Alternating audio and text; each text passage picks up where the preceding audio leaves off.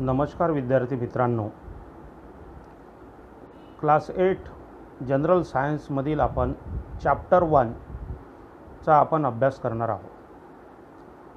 Chapter 1 living words and classification of मायक्रोज.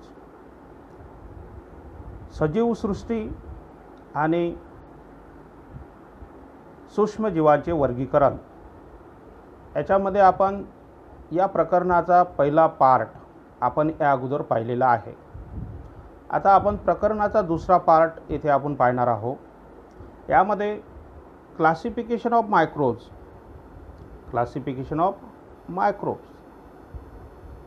म्हणजेच सजीवांचे वर्गीकरण. Among the living organs, microorganisms are largest in the number, hence they are classified as follows. म्हणजेच पृथ्वीवर एकूण सजीव जीव सर्वाधिक संख्येने आहे, त्यांची विभागणी पुढील प्रमाणे करण्यात आलेली आहे. आता यांची विभागणी कशा प्रकारे करण्यात आलेली आहे याचे आपण इथं टी डायग्राम आपल्याला दिलेली आहे.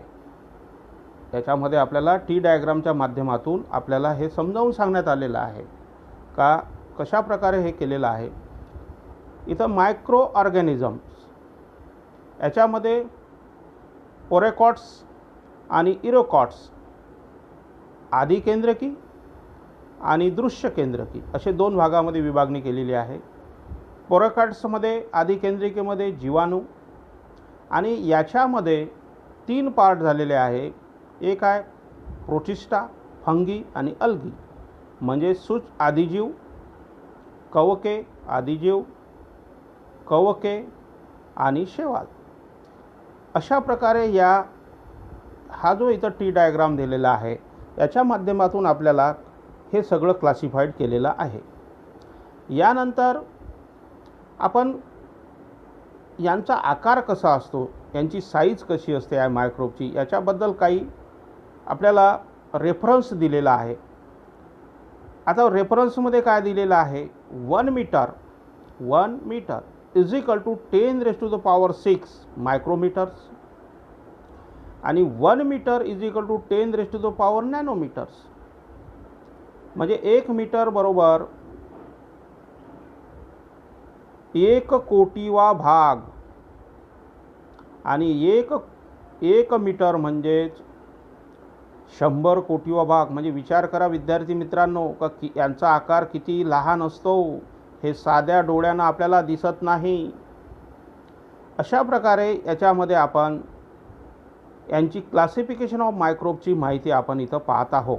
याच्यामध्ये पहिला जो दिलेला आहे, तो दिलेला आहे बॅक्टेरिया. पहिला जो दिलेला आहे तो म्हणजे बॅक्टेरिया, जीवाणू. याचा आकार दिलेला आहे 1 micrometres to 10 micrometres. Unicellular, independence, parasitics organisms, sometime many bacteria together from colonies. हा एकपेशी असतो, स्वतंत्र सजीव असतो.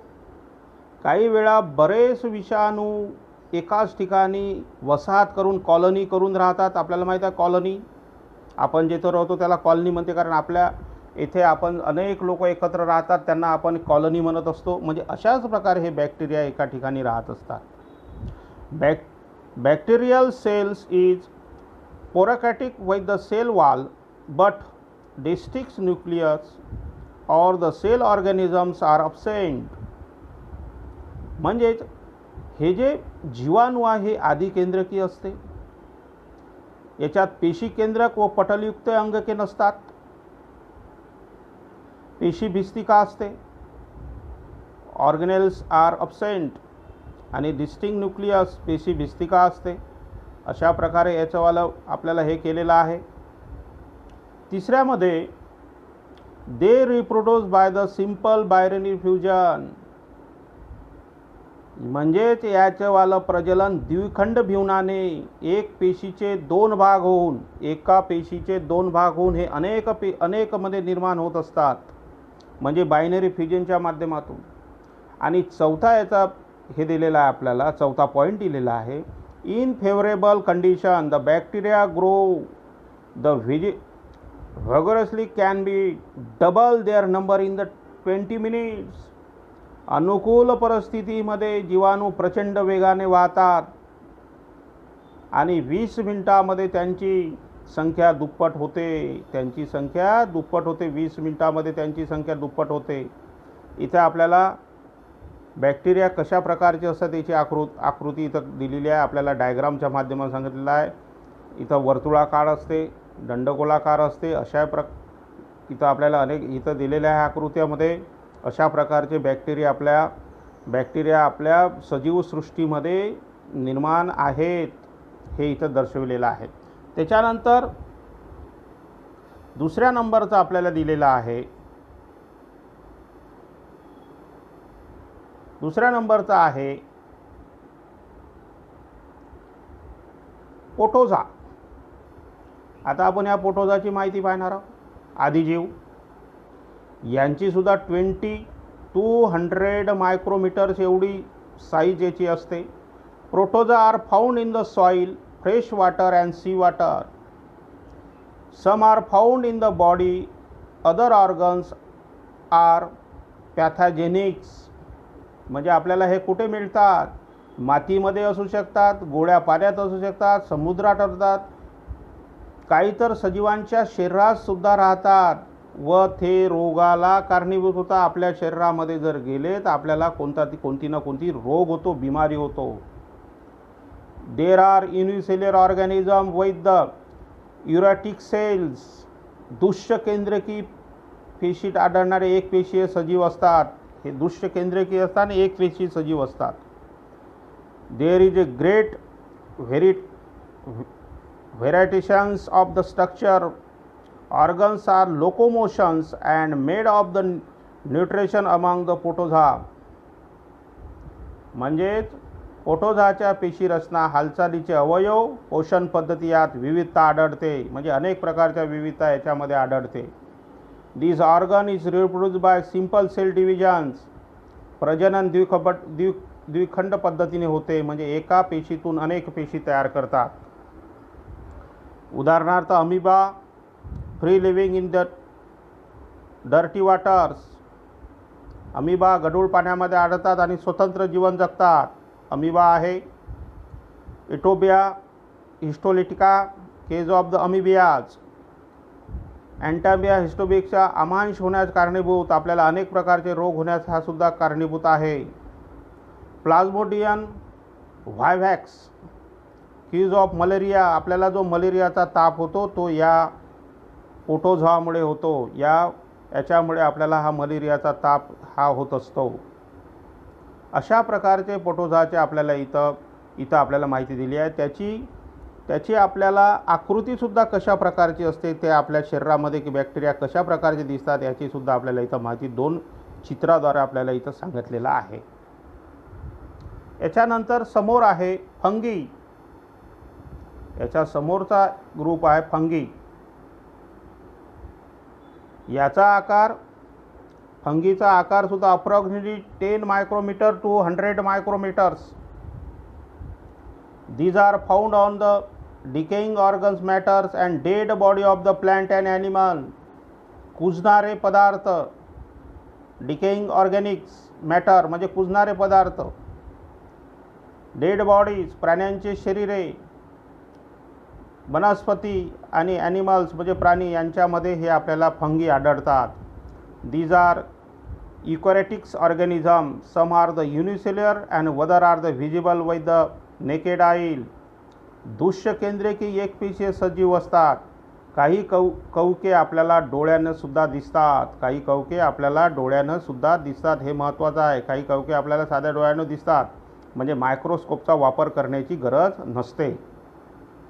त्याच्यानंतर तिसरा पॉईंट दिलेला आहे, saprotrophic absorb their foods from the decaying organic matters. मृत पेशी, मेलेल्या पेशीपासून हे आपलं अन्नाचे शोषण करतात. They are reproduce sexually and unsexually by the cell division or budding. प्रजनन कधीकधी हे लैंगिक पद्धतीनं करतात किंवा द्विखंड पद्धतीने एका पेशीतून दुसऱ्या पेशीमध्ये सुद्धा याचं प्रजनन होत असते. याचे उदाहरण दिलेले आहे बॅकरिस्ट, गंडिडा आणि मशरूम हे याचे उदाहरण आहे. प्रश्नामध्ये जर आपल्याला आलं का फंगीचे एक्झाम्पल द्या, तर आपल्याला ह्या 3 प्रकार याचे फंगीचे एक्झाम्पल आहे. त्याच्यानंतरचं आपल्याला दिलेलं आहे अल्गी. आता आपण अल्गीची माहिती पाहणार आहोत. अल्गी अप्रॉक्सिमेटलीची साईज दिलेली आहे 10 मायक्रोमीटर टू 100 मायक्रोमीटर्स. दे आर ॲक्वॅटिक्स, म्हणजे हे जे आहे अल्गी हे पाण्यामध्येच आढळतात. हे फक्त आपल्याला कुठे आढळतात? पाण्यामध्येच. हे आपल्याला फक्त पाण्यामध्ये आढळतात अल्गी, पाण्यामध्ये आढळतात. इक्वॅटॅटिक्स युनिसेल्युलर ऑटोट्रॉपिक्स ऑर्गॅनिझम्स, म्हणजे हे दृश्य केंद्रकीय आहे, एकपेशीय आहे आणि स्वयंपोषी सजीव आहे. स्वयंपोषी सजीवसुद्धा हे आहे, स्वयंपोषीसुद्धा आहे. आणि तिसऱ्या नंबरचा मुद्दा दिलेला आहे photosynthesis is carried out with the help of chloroplasts present in the cell, म्हणजे पेशीतील हरित द्रव्याच्या साहाय्याने प्रकाश संश्लेषण करतात. म्हणजे याच्यासाठी आपले हे अन्न निर्मितीसाठी सूर्यप्रकाश, सनलाईटची आवश्यकता असते. म्हणून हे आपल्याला हिरव्या कलरचे आपल्याला दिसत असते. आपण शेवाळ पुष्कळदा पाहिलेल्या पाण्यामध्ये आपल्याला आढळतात. आणि शेवाळामध्ये आपल्याला फॉर एक्झाम्पल कॉलरा अँड क्लॅमॅडोमॅन्स ह्या प्रकारचे 2 आपल्याला रोग होतात. कॉलराची जे साथ येते हे याच्यामुळे आपल्याला येत असते, अल्गीमुळे, आपण जे शेवाळ म्हणतो. फ्यू पीसीस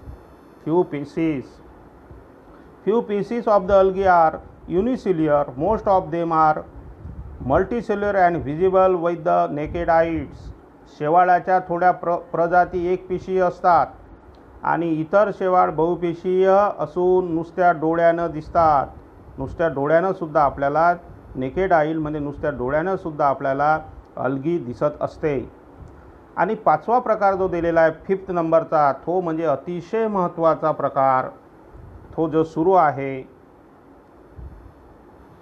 व्हायरस, ज्यामुळे आता आपल्या महाराष्ट्रामध्ये, जगामध्ये जे व्हायरस कोविड-19, आपण जे कोविड-19मुळे सगळेजण हे झालेलं आहोत, आपण सगळं विश्व त्याच्यानं व्यापलेलं आहे. आणि ते म्हणजे व्हायरस, कोरोना व्हायरस या प्रकारामध्येच येते. Corona virus, covid. Generally, viruses are not considered as a living organisms, or they are said to be the organism to the age of the living and non-living. They are studied under the microscopy. सामान्यतः विषाणू सजीव मानले जात नाही किंवा ते सजीव निर्जीवाच्या सीमेरेषेवर आहेत असे म्हणतात. म्हणजे व्हायरस हा सजीवही नाही आणि निर्जीव नाही, लिव्हिंग ऑर्गनच नाही आणि नॉन लिव्हिंग ऑर्गनसुद्धा नाही आहे. आणि याचा अभ्यास फक्त सूक्ष्मदर्शिकेच्या साहाय्यानेच केला जातो. The virus are extremely minute, अतिशय सूक्ष्म. आता याचा आतापर्यंत आपण मायक्रोमीटर्समध्ये बघा, व्हायरसचे अप्रॉक्सिमेटली साईट पहा 10 नॅनोमीटर टू 100 नॅनोमीटर्स. आतापर्यंत जेवढे आपण वरचे पाहिलेले आहेत ते मायक्रोमीटर्समध्ये होते, हे नॅनोमीटर्समध्ये अतिशय सूक्ष्म जीव. साध्या डोळ्यानं म्हणजे इलेक्ट्रॉनिक सूक्ष्मदर्शिकानंच याला पाहायला जाते. They are found the form of independence particles. Virus are long molecules of DNA, deoxyribonucleic acid, or RNA ribonucleic acid is covered by the protein coats. हे प्रोटीन कोट, याचं जे शरीर आहे प्रोटीनच्या कोटनं बनलेलं असते. याच्यामध्ये DNA आणि DNA किंवा RNA लॉंगर मॉलिक्युलनं बनलेला असतो. स्वतंत्र कणाच्या रूपात आढळतात. विषाणू म्हणजे DNA किंवा RNA पासून बनलेले लांबलचक रेणू असून त्यात प्रथिनेचे आवरण असते अशा म्हटलेलं आहे. Virus survive only living plant or animal cell and produce their own proteins with the help of host cell and create their numerous replica. Then they destroy the host cells and become a free. This free virus again they infect the new cell. याच्यामध्ये असं म्हटलेलं आहे 3 नंबरच्या मुद्द्यामध्ये वनस्पती व प्राण्यांचे जिवंत पेशीत ते राहू शकतात व या पेशीच्या मदतीने विषाणू स्वतःचे प्रथिने बनवितात व स्वतंत्र असंख्य प्रकृती निर्माण करतात. त्यानंतर यजमान पेशीला नष्ट करून या प्रकृती मुक्त होतात व मुक्त विषाणू पुन्हा नव्या पेशीला संसर्ग करतात. म्हणजे व्हायरस हा अतिशय धोकादायक आहे याचा आपल्याला अनुभव आता येऊन राहिलेला आहे. आताच मी तुम्हाला सांगितलं आहे का सगळं जग कोरोना व्हायरसच्या विळख्यामध्ये सापडलेलं आहे. आपण सगळेजण कोरोना व्हायरसच्या दहशतीमध्ये वावरत आहोत विद्यार्थी मित्रांनो. आणि ह्या व्हायरस कशा प्रकारचा असते याची आपण इथं माहिती पाहिलेली आहे. Virus cause many disease to the plant and animals हा महत्त्वाचा मुद्दा आहे. हा जो मुद्दा आहे 4था, विषाणूमुळे वनस्पती आणि प्राण्यांमध्ये विविध रोग होतात. म्हणजे विविध प्रकारचे रोग ह्या व्हायरसमुळे विषाणूमुळे होतात. याची आपल्याला आकृतीसुद्धा दिलेली आहे आणि आपण आता TV वर याच्यावर कोरोना व्हायरस कशा प्रकारचा दिसतात याचीसुद्धा आपण दररोज आपल्याला ती माहिती डोळ्याने दिसत आहे. विद्यार्थी मित्रांनो, इथं हे चॅप्टर जे आहे हे चॅप्टर आता इथं संपलेलं आहे. संपलेलं असल्यामुळे आपण समोर एक्झरसाइजचा अभ्यास करणार आहोत समोरच्या भागमध्ये. तोपर्यंत नमस्कार, धन्यवाद. अभ्यास करा चांगला आणि सुरक्षित राहा. आपल्या आरोग्याची काळजी घ्या. बाहेर फिरू नका, घरीच राहा आणि आपल्याला कोरोना व्हायरसला हरवायचे आहे. धन्यवाद, नमस्कार.